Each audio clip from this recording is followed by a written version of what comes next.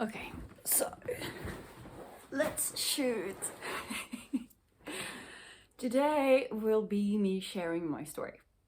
And honestly, I'm not a person who normally procrastinate things, but this video I've been putting it off because I didn't know why really, but yesterday I did understand. And what came to me was because I think that this message that is lying within my story is just so extremely important, and it has so much to do with your ability to become a mother. And therefore I was procrastinating to doing this video because I was like, what if I don't say the right things? What if I forget to share the important parts? Or what if I say something that you cannot understand? Like, what came to me today was that, no, Linda, just trust, just set your intention that your intention is to share your story, and the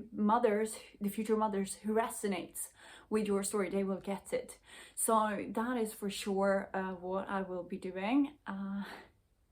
And the guides also told me, the spirit guides, they told me that just slow down and speak your truth very slowly and just take your time to receive the right kind of message. So that is what I will be doing. And normally I just have so much to say all the time, and I speak very fast when I do my videos. And if I do speak slower today, just feel free to just speed up the recording so that you can listen to it faster if that resonates with you. So I don't know how long this video will be. I'm gonna do my best to just keep it short, but this will literally be my first time sharing my fully story, and I can already now feel that it is really emotional. It is just so important. It's so critically important.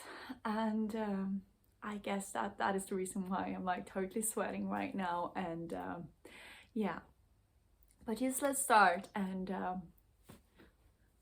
the right mothers will get this. So, and if you right now can just feel like, yeah, I'm a mother to be, I'm for sure you will get this. And yeah, let's wire back the clock, the time, till 2008. That's where my story started, really. 2008, I met the guy who later became my husband. 2012, we got married.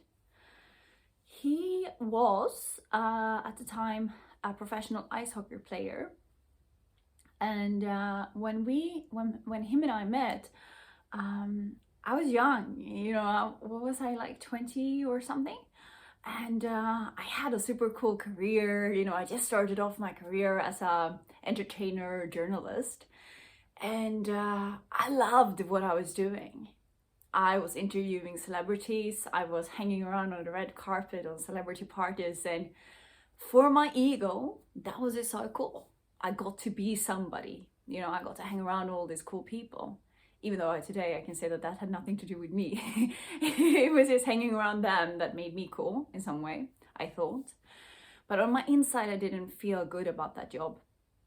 Because I was writing gossip about all these people, and it didn't really resonate with me. And many times I was afraid of sharing certain things about certain famous people, because I just felt like, wow, is this really what I'm gonna do? Sharing these pain stories as entertainment and sell it.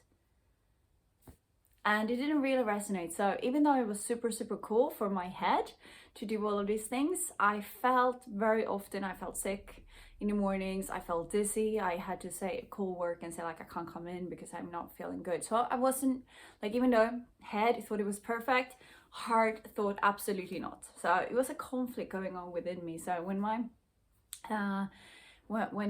this man and I met, and he was having this awesome ice hockey career, and he was a celebrity in his city. He was living far up north in Sweden, and I was living in the capital. I decided to move there very quickly, and it felt like an escape. it felt like an escape to just move to this little small town that was, you know, it was calmer, and there was no, you know, in a big capital, it can be like this achieving feeling that you have to achieve in order to be good enough. And I never felt good enough, and I felt that my achievements were never good enough. And that was the reason why I was always worried, because I was so afraid of not being good enough. So getting the opportunity to move to his city and just being able to just relax, you know, a calm lifestyle, it was really, really nice. Very soon though, I started to lose my identity, because when coming there, I didn't really have a job, and I had left what I looked like a super cool, like awesome job in Stockholm, and moving there, I just got to be somebody's girlfriend. And walking in the city there, you know, ice hockey in that particular city is very big. Like everybody's talking about ice hockey, and for me, like, I don't like ice hockey. I don't like when they fight. It just doesn't resonate with me. I don't like sports overall. It's not my thing. And sometimes when people ask me, you know, like, oh, Linda, are you always on the games and the matches? And I was like, no, not really. And they were like, what? Don't you support your boyfriend? Like, I just started to feel like really, really bad also being there and being his girlfriend and walking around in the city. If we met people who came up and wanted to have his autograph or talk to him, and he would always introduce me to these people. He was like, oh, this is my girlfriend Linda, and they were like, hi, and then I just went like back talking to him about ice hockey. So I just felt that my identity, I just lost my identity very, very, very fast, and I literally just became somebody's girlfriend. Speed up the time a little bit, we got the opportunity to move to a new city with the ice hockey. He got a new contract in a new city, and we were there for a while, and then he got a new contract. We moved to Italy, to the Alps, and we were there, which was absolutely magical, except from one big thing. And that one big thing was that we didn't have any money. So the contract wasn't paying that well, and we were two people that were supposed to live on that contract because I didn't have a job. And it was this constant stress of not knowing, like, will we be able to kind of survive? It was this like constant stress, and you felt horrible. And I didn't want to admit that to anybody, because I had this facade, because I had such a strong belief that I wasn't good enough. I had a strong facade of pretending to be like super amazing person, super princess, you know? I don't know if you can relate to that, but I had this very much of a facade that everything was perfect and I can do everything on my own and all is good. And I, together with this man, we had a network marketing company, which I saw like, oh, what a great potential to make money. And I was taking that network company also to Italy, and I tried to do it absolutely, like sharing with you that it didn't work. Like, it worked for other people, I saw that, but for me, I believe it was because it didn't really resonate with me. So I didn't make any money, but I had to pretend I was making money. So it just felt like my life was just a big lie. And again, keeping up this facade that everything was just perfect. So after a while, being in Italy, moving to Norway for a while, for another ice hockey contract, and then moving back again to the city we first moved to, where he was from, in Sweden, and he kind of ended the ice hockey career, and he became just a trainer there instead. Moving back to that city, that's also when we got married. And before we got married, I got the question many times from people around me, because especially in that small city that he was from, people were having children very, very early. You know, in the capitals, oftentimes people are having children when they are older, but in small towns, many times they get children when they are around 20. And many people ask me like, Linda, don't you want children? And I was like, I want to get married first. Like, before I'm married, I'm not going to have any kids. So that was like my standard answer. And I didn't really think about like having children or not having children. I just thought like, I got to get married first. That's like my only priority. And the reason why that was my priority was because of a programming that my grandmother, she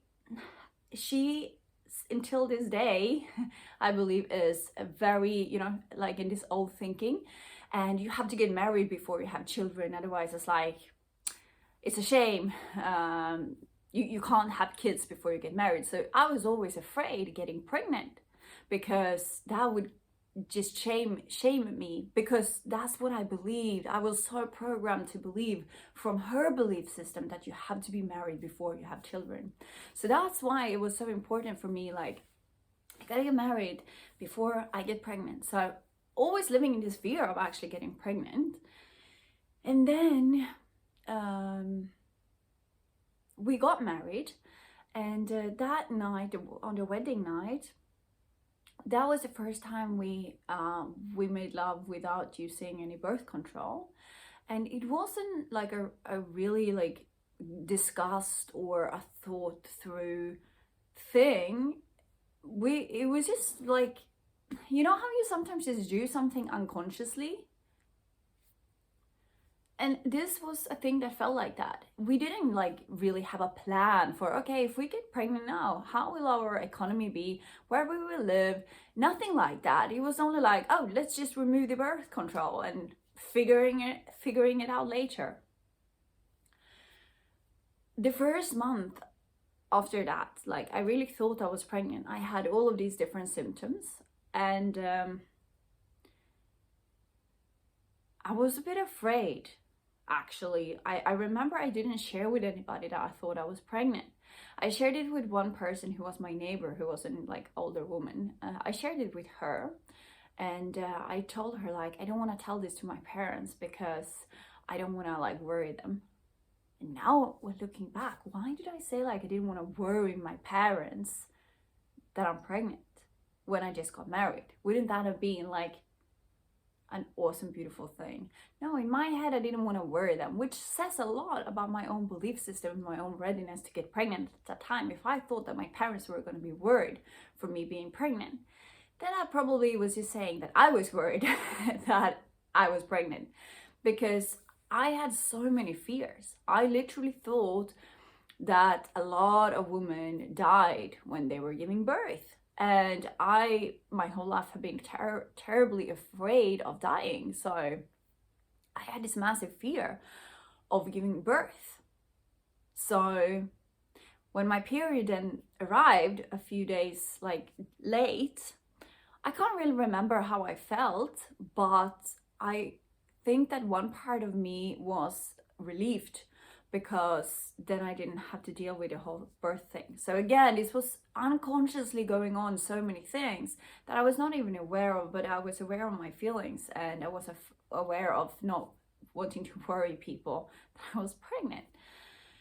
But that is really when the infertility story started. And it kept going on, obviously.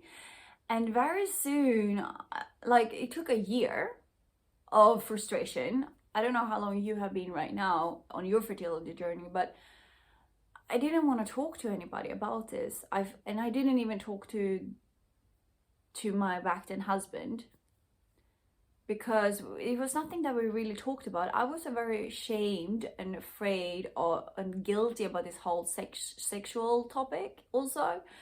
I had so many beliefs, like trying to covering up my body and just feeling very uncomfortable during sex. I didn't have any really sex drive and all of that. It was just something was going on with this. And as I said, like, it took a year until I actually started to share with people that we were going through infertility, that we really wanted to have a child. And that was about the time when I first spoke to my mother about this as well, that I was going through it, because I felt ashamed and all of this. And moving a few years later, maybe 3 years into the fertility journey, I started to identify with this infertility story. Since I told you before, I didn't really I lost my identity. I felt like a victim. I was somebody's wife, and I wasn't like, I felt like I didn't even have a name. Which is also funny, because I never wanted my back then husband to call me Linda. He had to call me like, oh, lovely, love, or something, just anything but not my real name. So I think it was so much because I felt that I had lost my identity so much. And now, 3 years into the infertility journey, as I really started to identify myself, with the woman going through the infertility, the woman who couldn't have a child. And I remember even at one point, I thought to myself that what if I would get pregnant now? Who would I be? Because now I was so identifying with the infertility, so I was actually afraid of getting pregnant, because that would kind of take my identity away from me again. So I told you we had a network marketing company that wasn't really working out so well, even though we pretended it were. And I was extremely unhappy. Like I was going through the infertility, and I just had this feeling that it must be something more to life than this. I don't know if you can relate to this feeling. It just felt like it must be something more to life. Since the network marketing company didn't go so well, I had other jobs. Especially I had one job in a small shop, jewelry, like accessory shop, handbags, jewelry, necklaces, blah blah blah. And this shop was kind of like going under. It really didn't have kind of any customers, and it kind of felt like my life felt, you know. It was really run down. It was feeling like just very miserable. So I was standing there working there for 8 hours a day, feeling really, really, really sorry for myself. So I was alone working in the shop, so I didn't have any colleagues. And I didn't also have any friends really in the city we were living in. So I felt just very, very, very alone, and just being this hockey wife. And first I felt like such a victim being in that shop, because I was like, I'm worthy more. Like I'm a journalist, and I kept living on this old thing. Like, yeah, but I used to be on the red carpet interviewing famous people, celebrities. And now I'm standing here in a like super, super boring shop and no customers, and trying to have everything on sale just to actually get some sales going. And it was just miserable. And I felt like such a victim. But one day, when going through this, standing there every single day, just being so extremely bored, I started to understand, what if I can use this time and start to search for answers? So that was really a shift for me, like going through the whole victim mentality into starting to understand that I could use 8 hours each day, paid hours, because somebody actually paid me to be there, right? I could use those 8 hours to Google, because I was allowed to have my phone and I had Wi-Fi there. So I started to Google. I started to Google fertility diets. I started to Google fertility yoga. I started to Google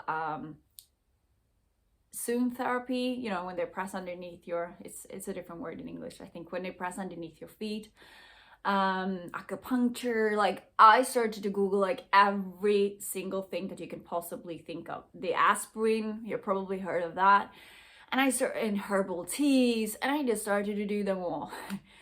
And what drove me even more frustrated was that nothing of these were working out. And by this time we had also been to the fertility clinics in Sweden, and they were saying like, everything looks fine, we can't say what is going on. And they said like, we recommend you to do IVF. And this is when I had a very, very strong feeling inside of me. I just felt like, no, this doesn't feel good for me. I don't want to do the IVF. I didn't know why, but it just felt like, But since I felt guilty, because my husband back then, he really wanted to have a child, and also my mother, she was like, yeah, but then maybe you should go through the IVF, to just, because she was feeling pain for me not being able to conceive a baby, and she just wanted the best for me, and she thought the best for me was to go through IVF. And so I felt so guilty for not wanting to do IVF, guilty towards my mother, guilty towards my back then husband. So I decided, okay, let's just go to the consultation and just see what they have to say. And I really thought it was like a consultation. I really thought that it was going to be like a group consultation with a lot of people, and I just thought it was a pure information. I didn't know that we were going to be the only couple in there sitting with with the doctor talking about the infertility journey. I didn't understand that, but it was probably for the best, because if I would have known that it was a pure consultation, I would probably not have gone. So we are sitting there, and I got to meet the most wonderful IVF doctor. And this was the first time I actually felt that somebody was really listening to me. I had been explaining to so many people before, you know, all these different therapists doing all these different things on my body. And I felt that nobody understood what was going on. They didn't understand my frustration, and they didn't understand why I didn't get pregnant. And I'm sure that you can relate to that if you are diagnosed with unexplained infertility, which we were. But this particular woman, this doctor, the IVF doctor, I explained to her, I was like, my period is really irregular. Is that normal? I said, sometimes it can come after 23 days and sometimes it's 32 days. It's just very irregular. And she said, did you ever do the ovulation test? And I said, yeah, I've done it before, but didn't really give any result. But they have done the blood work on me and they said everything looked fine, you know, in the clinic. And she was like, yeah, but I'm not really sure that you're actually having ovulation. And I think that that may be the reason of the infertility that you're experiencing. So she really wanted to also go through with the whole IVF for us. And in Sweden, we are so lucky that it's actually free. We get 3 rounds free.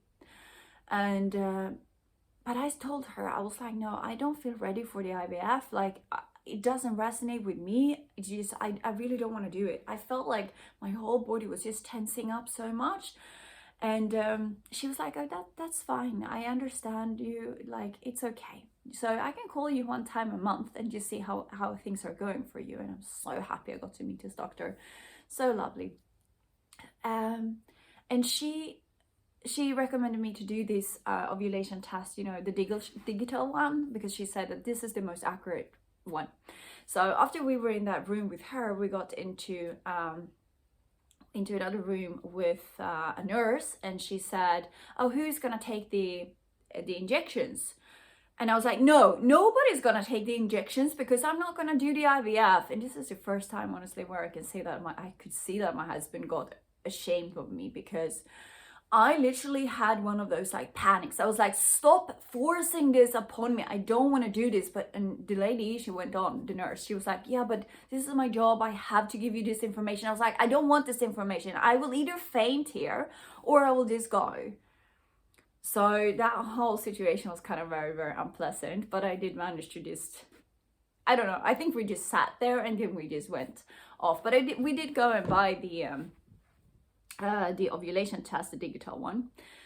Had 3 hours to drive back home, and I just felt like my whole body was just resisting this IVF thing so much. I'm not against the IVF, but for me it just felt so wrong. And I had this strong voice within me saying, don't do it, Linda, don't go through the IVF. Do not push anything upon your body if you're not ready. I didn't know what this voice was. Today I know what the voice was. It was actually my intuition speaking to me, my intuition that was connected to something much bigger. It knew that I wasn't ready to get pregnant. And I knew this, but still with my conscious head, and this is what I explained to you in one of the other videos about the conscious head and the subconscious mind and the soul and all of this. I was not ready, but I didn't consciously know that. Consciously, I wanted. But this is why I just felt all these horrible emotions, just resisting it so much, did not want to do the IVF. The upcoming weeks, I did the ovulation test, and exactly what she predicted, I did not have any ovulation. So at least that was something that I could grasp, like, okay, I don't have ovulation, so now we know, we have a clue here.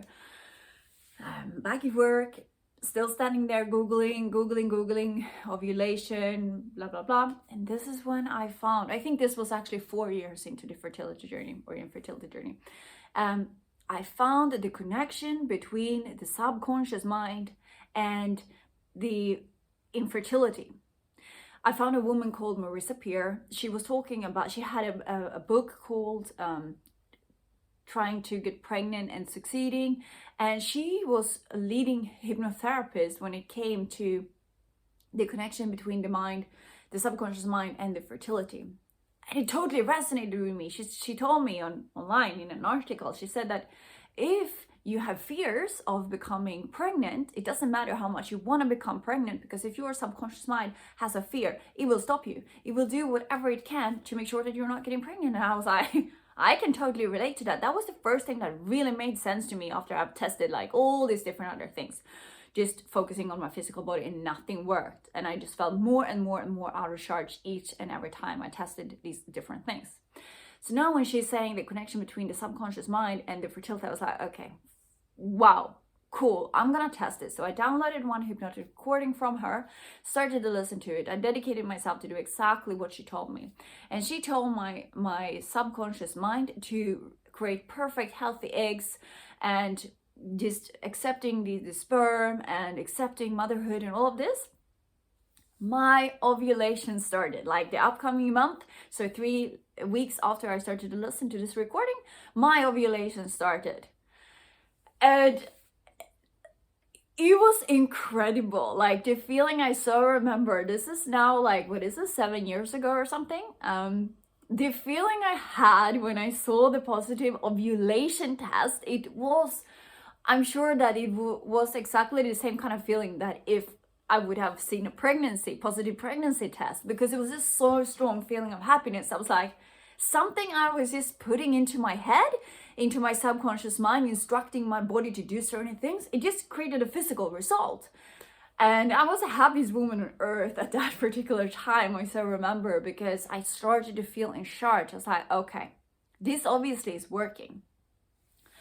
And Marissa Peer, she was very convincing, and she said that you will get pregnant within 3 months when using my recordings and all of this. And I was like, wow, amazing. Somebody finally knows exactly what they're talking about. So I told my husband that if I don't get pregnant within 3 months from now, because now we know that my ovulation is working, if I don't get pregnant, I will go to London and see this woman personally, because I kind of understood that if I would not have gone pregnant within 3 months, there must have been something else going on, more than just a recording could program my mind for. And the universe must have heard me. 2 months into this ovulation working, but still not getting pregnant, I get an email. I must somewhere have signed up for her newsletters, because I get an email saying that she now starts to teach her method. 30 years of practice, never teaching her method to anybody. Now she was gonna start to teach her method, and she was looking for people who wanted to carry on this legacy of the method that she was doing with a method called rapid transformational therapy. And I was like, this has nothing to do with me, really. And I just discarded the email. 2 weeks later, I received a second email saying the same things, that they are still looking for people, and that it's a good thing if you don't have previous experience. And I was like, what is this? This time when I received that email, it totally resonated with me. And especially when they said, because I didn't have any belief in myself, like my self-confidence at this time was just so low. I had no confidence in or trust in my body. I had no confidence in trust in my ability to make money, in building a company, like nothing. My self-esteem was just in the bottom. So much that almost each night when I was home alone, I drank whiskey or I drank wine quite a lot, until I was so numbed on all my feelings that I could finally go to bed. And this was just, yeah, that's what's my life really looking like, the numbing of my feelings with alcohol. And maybe you can relate to that. And this was, of course, nothing I talked about either with anybody, because of my perfect facade of everything just being perfect. And it wasn't. So now when she said that in that email that you don't have to have previous experience, that is actually good, I said like, wow, what if I could do this? What if this could be something for me? I had a call with a salesperson, and this salesperson just said to me like, Linda, you're like hearing your story, hearing your infertility stuff, and just how much you really want to be a mother and all of this. And she just gave me so much confidence that I was the right person to carry on this legacy about the hypnotherapy. And really, she was like, you will do an amazing work for so many people around the planet. And for some reason, I was able to listen to that, and I really gained the confidence. But I told her, like, I don't like, I really want to do it, but I have no idea how to get all of this money, because it was quite a lot of money.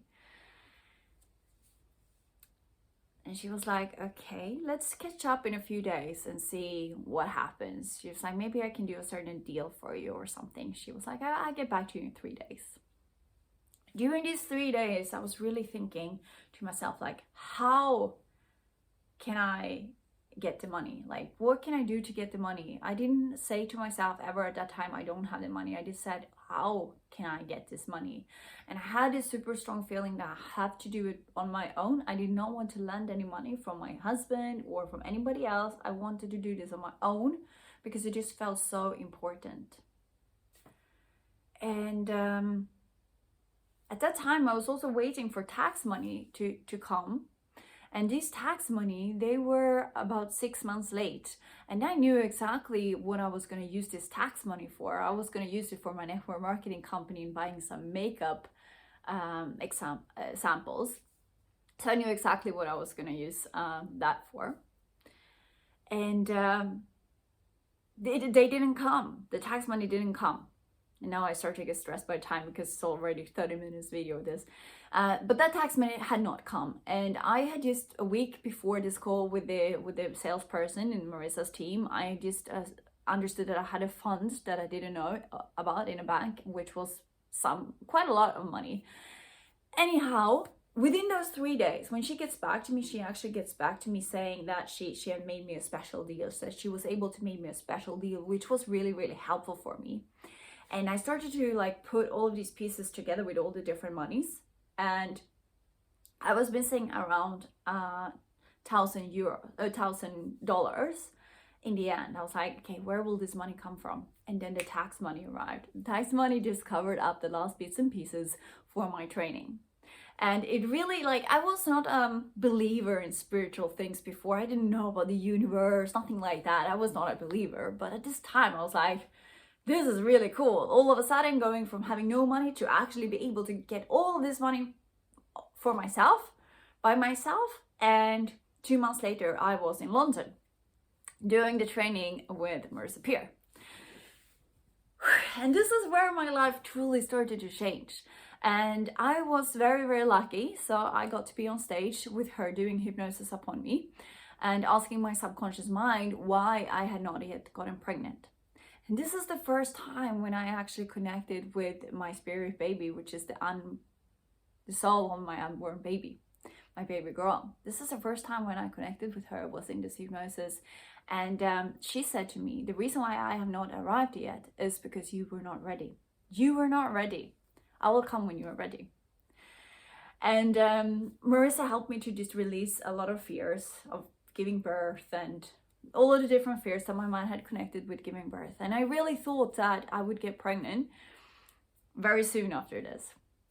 Getting back to Sweden, getting back to my husband, 3 months are passing. Those were the most horrible months of my infertility journey because I was so convinced that I was going to get pregnant, but I did not get pregnant.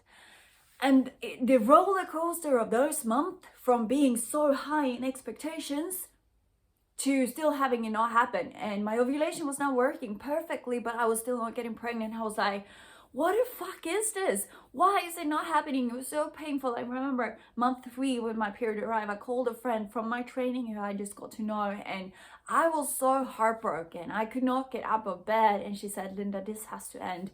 It can't be like this. You will destroy yourself from having so much, like, this will happen this month and it's not happening, and therefore I'm crashing, and then I'm building up hope again until we can have sex in a perfect time for ovulation. She was like, no, this has to stop. You have to focus on just feeling good.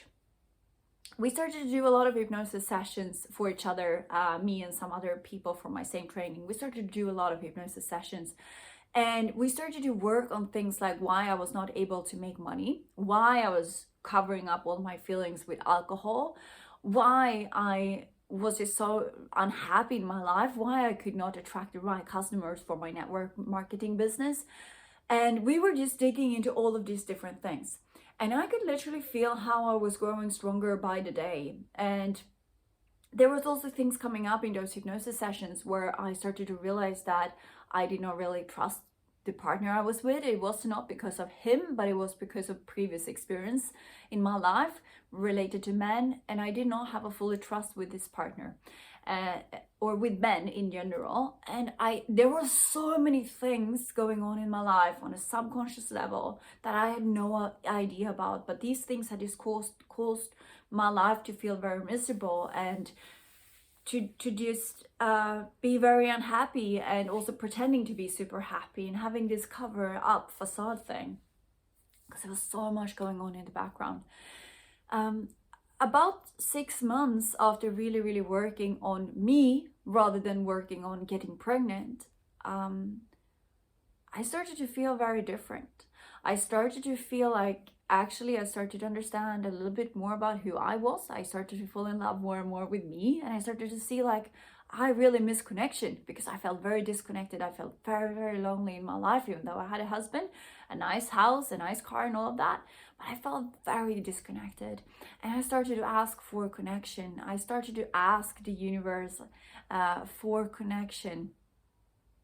And also at this time, I started to hear messages from my spirit baby a little bit more. I didn't take it so seriously, except from Linda, you will get pregnant when you're ready. That's what I kept hearing. But my focus just shifted from trying to get pregnant more into like understanding who I am. And I started to understand more and more that I wanted to be happy.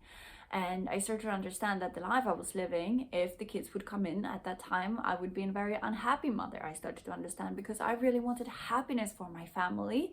I wanted happiness for my family. I wanted financial freedom for my family, because I never wanted my kids to go to a daycare, because I hated daycare so much myself when I was a kid.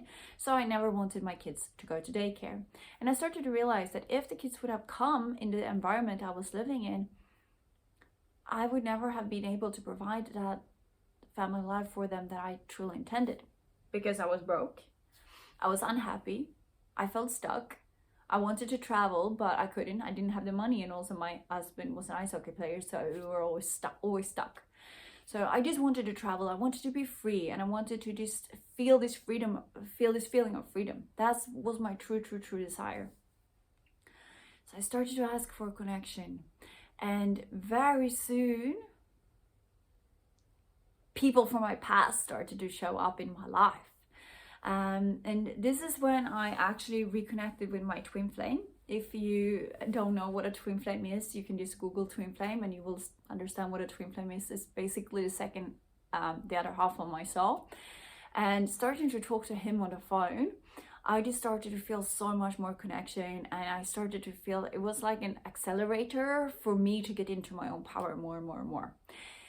3 months after that, the first conversation with him, I just fully understand I'm in the wrong relationship, I'm in the wrong life, I don't want to be here anymore, and I definitely don't want the children to come here. Or I understood like the children will not come here.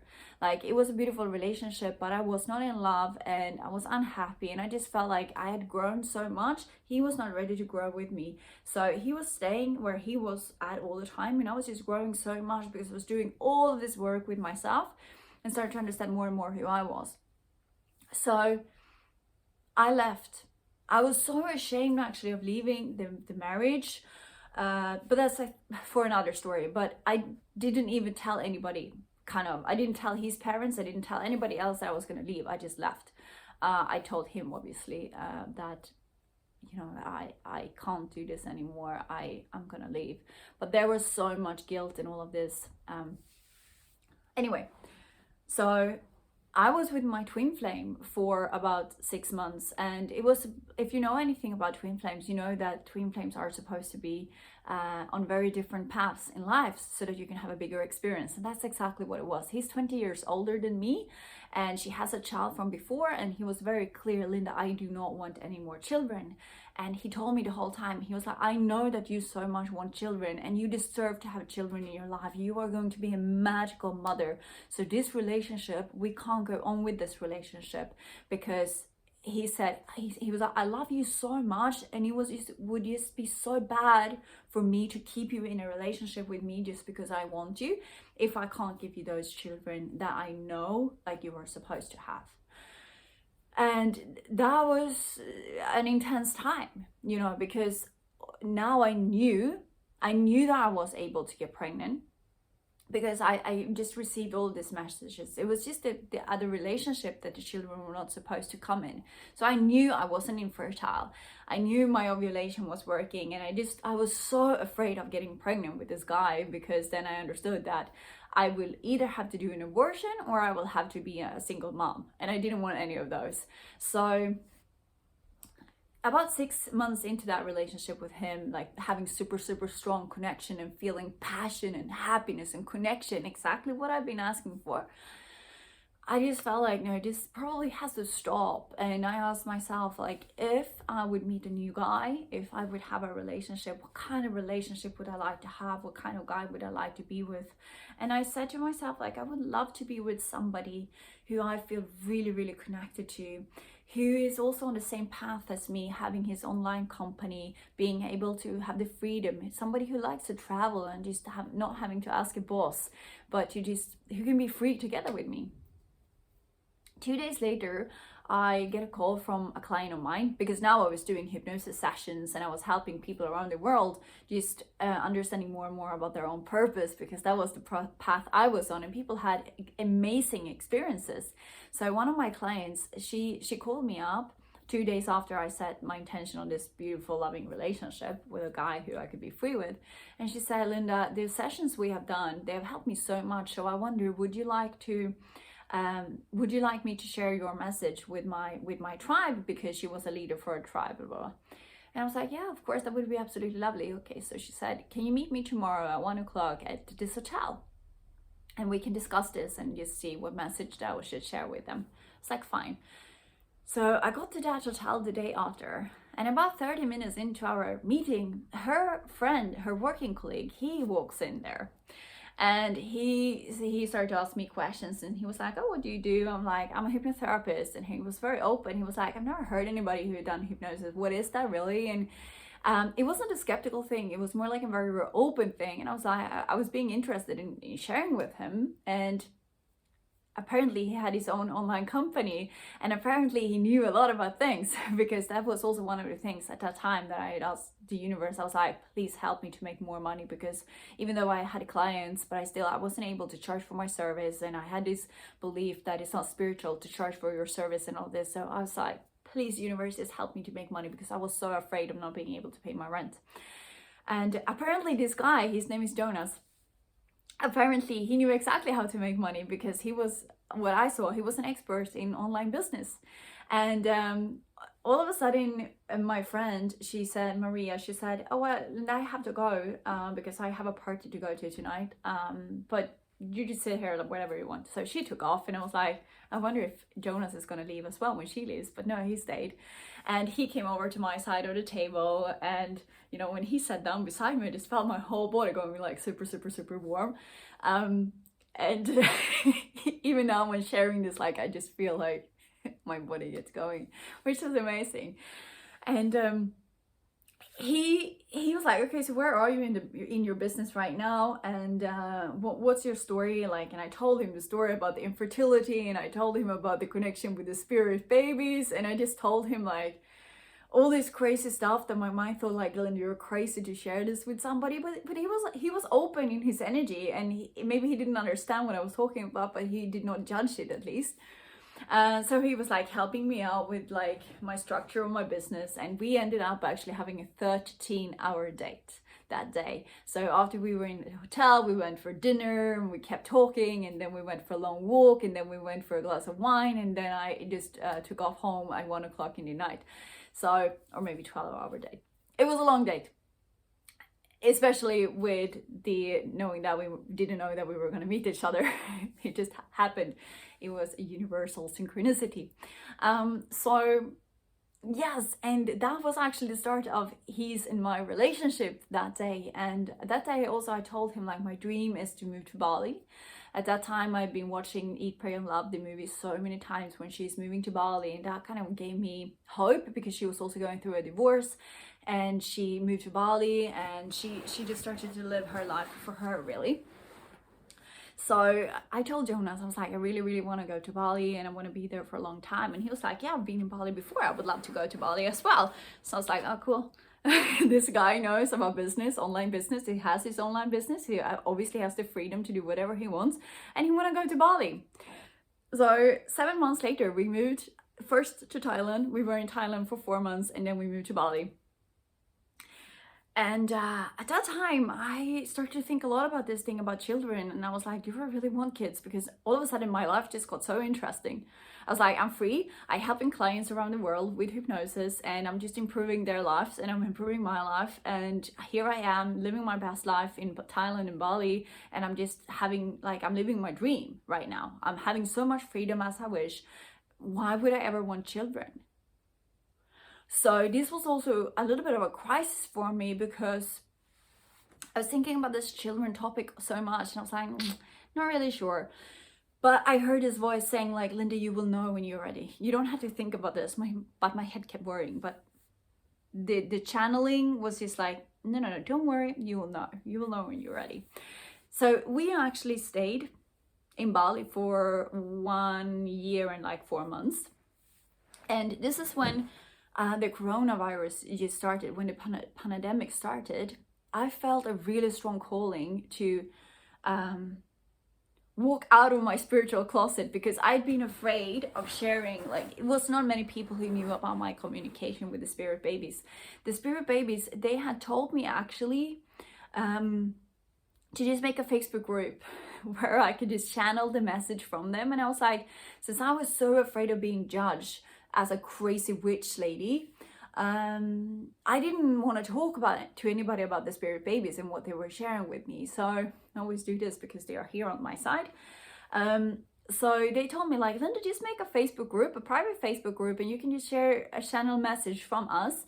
And then you can just add the people that you want to add to it. And I was like, fine, I do it. So I did it. And I was just having all of this beautiful, it's still there actually, in another group. Let me know if you want to be a part of that group. It was, I was sharing like small video clips when I was just channeling this information. Anyway, so that was my first kind of opening up experience, but I didn't share with anybody, so I was feeling safe. But when the corona started, I just felt like now is the time for me to step up. Now is the time for me to share my light. So I started to do a lot of Facebook Lives, going live, and the engagement goal was really, really, really big. And now I started to be more comfortable. I was like, okay, I'm on the other side of the world. I'm home. I'm far away from home. So I feel brave to actually share that I do channel the spirit guides and I channel the spirit babies. So I was starting to be brave enough to actually open up about that. And after that, so that was like me coming out of my spiritual closet, which is like maybe 9 months ago now or something. And I have some water.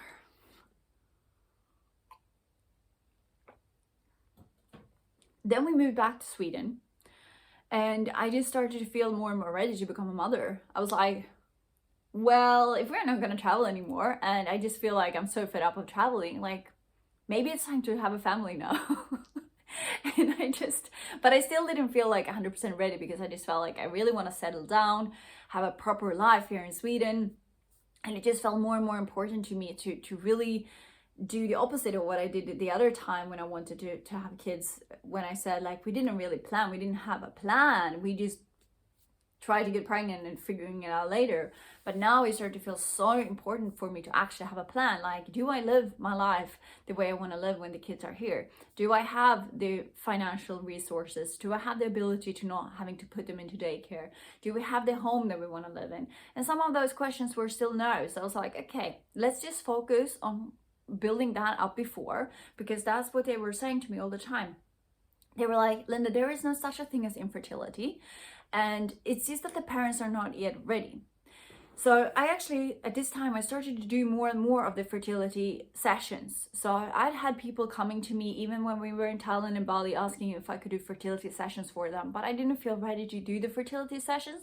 So, but I did send them like the intake form and I asked them questions. And this is when something very interesting actually came up for me, because I asked them in the intake form, I was like, okay, so you're going through infertility, yes. Do you have a job that you absolutely love, that you feel is your soul's calling job? And they all the time said no. I feel that they told me, I feel that there must be more to my life than this, than what I'm currently living. But right now I'm focusing on getting pregnant, so I don't have the time to look at that now. And when I later on started to do the fertility sessions here when we were in Sweden, I started to see this connection that all, like 100% of the women who came to me for infertility, they were all saying that they felt there must be something more to their life than what they were currently living. They said that they had a feeling that they had kind of a gift, a spiritual gift or healing gift or something like that, but they were terrified of sharing it with the world. Exactly like I had, because I started to understand about my channeling with the spirit babies, but I was terrified of sharing it with the world because I thought that people would think I'm crazy. And this is exactly what these women were going through. They were in jobs where they did not feel happy, but they were in those jobs because it felt more safe than actually take action and start to talk about what they knew to be true. So what the spirit babies have been telling me this whole time is that in order for them to come in, so my girl, she tells me that she is the tribe leader for all these other spirit babies that are about to come into the earth. It's a new energy, it's a brand new energy that are going to come into the earth, and this is why we're experiencing a lot of infertility, and these women are also going through this hard time on feeling that there must be more that they're supposed to do, but they're not doing it right now. Therefore, they're unhappy in the jobs that they are having. So what my baby have been telling me the whole time is that, Linda, you have to help these women to work on their own purpose in life, and then the kids can come in. And I have seen the most magical results when I've been doing this with my clients. When my fertility clients have started to step up into their own powers, when they have started to be able to share their truth about the knowledge that they have, about their ability to channel, or about their ability to heal other people, whatever it is, when they step into that, they are becoming fertile and they are starting to welcoming their kids. It is magical. It's truly beautiful. And this is why I'm so passionate about this, because I found the missing link. So the reason why I did not get pregnant in the first time after doing hypnosis and removing the blocks was still because I wasn't ready, because I was not living my soul's mission's purpose life. So these kids, they need very strong leaders in their lives. They need leaders, the parents that they're coming into. The kids need these parents to be fully aware, fully awakened and consciousness, so that they can help these children to do what they are here to do, because they are here to help the world move into the face of the new earth, where we are going to come from so much more love, and there will not be so much fear anymore. They call themselves the love warriors. Me personally, I don't like the word warriors, but they're saying that they are the love warriors. So let's go with that. And this is what is so amazingly cool. And now we have been here 53 minutes. Oh my goodness. But this is my whole story, and I totally believe that it's so important. But that was the reason why I was not getting pregnant, because I had to step up to my own power. I had to do what I'm here to do before, so that I fully can embrace what I'm here to do, which is to help other women to find their path to motherhood. This is why I'm saying this way. So it's not only about removing the fears, but it's also for you as a future mama in this future mama tribe to embrace your own abilities to heal this world, to help this world in a better place. That is when you feel fulfilled, and that is also when your kids can come in. So it's a matter of two things: removing the subconscious fears of giving birth, pregnancy, and being a mother. And the second thing is about removing the fears of not being able to do what you came here to do, because it's all based on subconscious fears and subconscious belief system that we can't do what we are here to do. So by working on those two together, that is when pure magic are happening, and that's when the kids can come in. So that's really my story. Right now I'm in a point where I still feel, no, there are things that needs to be done in my life before I'm even going to consider to be a mother, because right now I know how extremely important it is that we set our own life in place first and then have the kids to come in. So that's my personal story. And that story is just different for every single woman. It's different. It's different because some women are not at all as much out of alignment with fertility and child giving birth and all this that I was. So in your case, you may be much closer to motherhood right now than I was when I first started. It's different journeys, and that is what the babies are telling me all the time. Linda, you just gotta understand that there are different journeys. They're all different, and every single person is unique, and we all have our unique path to motherhood. And this makes me so excited. It also makes me a bit afraid because my head is still going like, Linda, it's crazy you're sharing all of this stuff about the channeling, but it's no. That's what I have to do, and that is what you have to do. And this is why I feel that this is so extremely important. So if you're still watching this video now after 55 minutes, you're probably 100% sure, I'm convinced, you are the future mama. You are the future mama. You are in the future mama tribe, and I'm just so happy to welcome you here. And this is me signing off right now. Wishing you a super, super beautiful day. Lots of love. Bye. I'm gonna have water now.